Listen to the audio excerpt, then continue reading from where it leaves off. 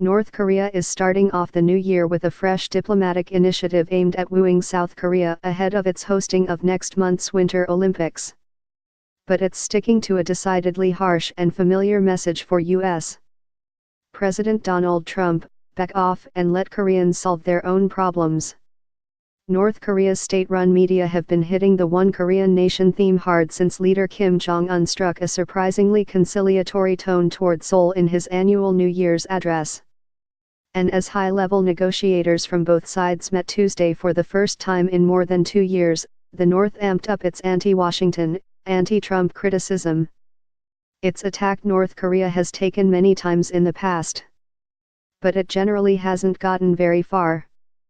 The North's hopes for reunification negotiations that favor its position while excluding or minimizing the role of the United States are a tough sell in the South, which has a strong military alliance with Washington, benefits tremendously from being a trusted and close trading partner with the U.S., and has good historical cause to be wary of the North's bait-and-switch tactics. With that backdrop, Tuesday's talks were by design incremental and exploratory. It's hard to imagine any major breakthroughs or policy shifts by the South on the biggest issues, denuclearization foremost among them, without U.S. consultations, so Washington probably didn't have much to worry about. North Korea agreed Tuesday to send a delegation to next month's Winter Olympics in South Korea, Seoul officials said, as the bitter rivals sat for rare talks at the border to discuss how to cooperate in Olympics and improve their long-strained ties. The Korea's first talks in 2 years were arranged.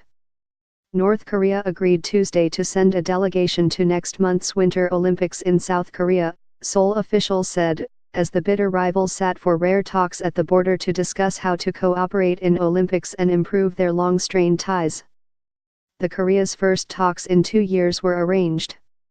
The two Koreas agreed in a joint statement to hold future talks on reducing military tensions along their border and actively cooperate in the Olympics, with North Korea sending a delegation.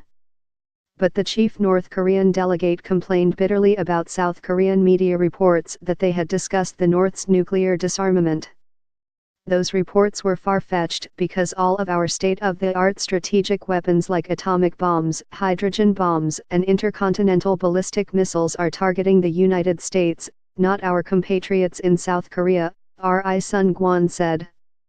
As Tuesday's meeting started, the North's ruling party made a point of slamming Trump by name in its daily newspaper, calling his claim to have set the stage for the talks with his strong position on sanctions and pressure a ridiculous sophism.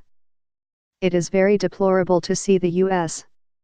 politicians boasting of their diplomatic failure as diplomatic success, it said. North-South relations are an internal affair of the Korean nation, the North's official news agency said in a report on the eve of the talks that stressed how Koreans North and South must not allow outsiders' interference and tyranny to keep the Korean nation divided. In a separate article, it called Trump a lunatic and said the U.S.